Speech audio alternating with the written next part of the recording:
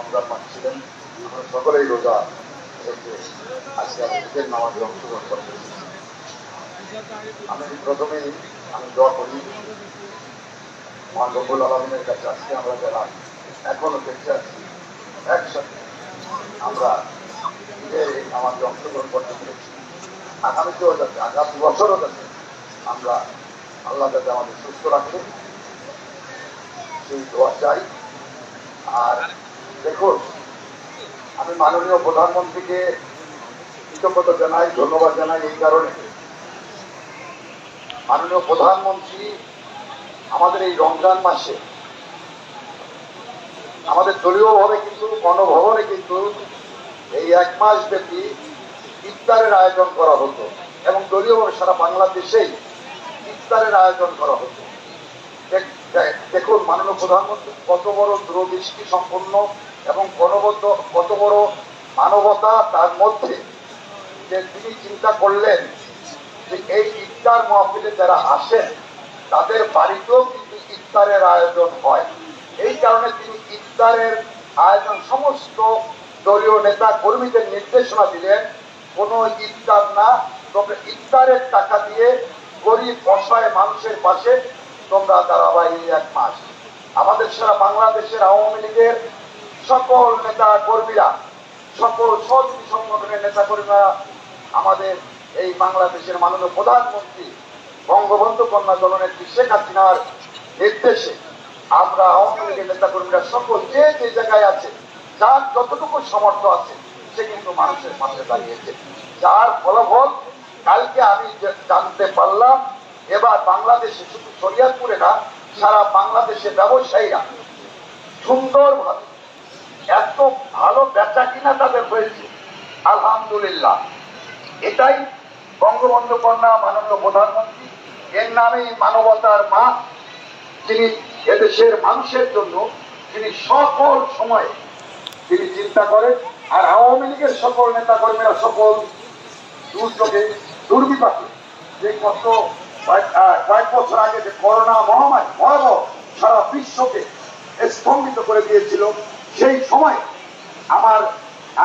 আমার বিশ্বাস আওয়ামী লীগের নেতা কর্মীরা সারা বাংলাদেশে এই অসহায় মানুষের পাশে, মানে যারা বের হতে পারতো না, আমাদের অনেক সচ্ছল পরিবাররা যারা মানুষের কাছে হাত পেতে পারতো না, লজ্জা পেত, তাদের ঘরে ঘরে তাদের খাবার কিন্তু আমাদের আওয়ামী লীগের সকল নেতা কর্মীরা পৌঁছে দিয়েছে।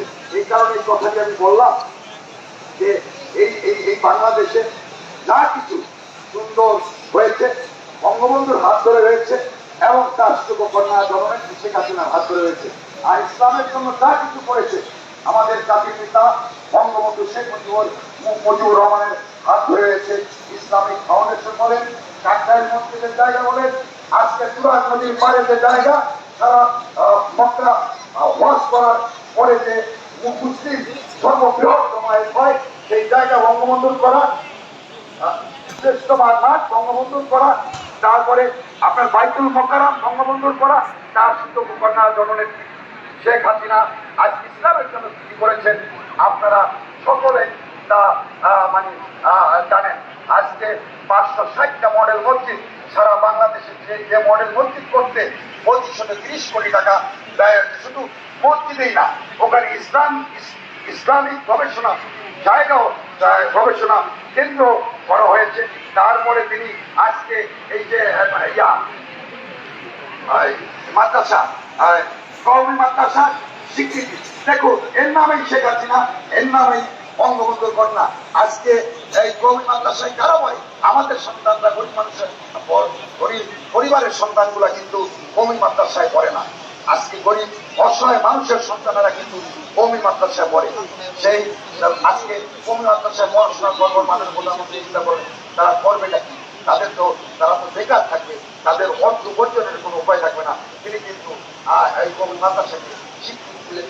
ঢাকা বিশ্ববিদ্যালয়ের ছেলেটি সেই জায়গায় তিনি অ্যাপ্লিকেশন করতে পারবেন, ওই কওমি মাদ্রাসার ওই সন্তানকেও তিনি ওই জায়গায় চাকরির জন্য দরখাস্ত করতে পারবেন, এর নামেই শেখ হাসিনা।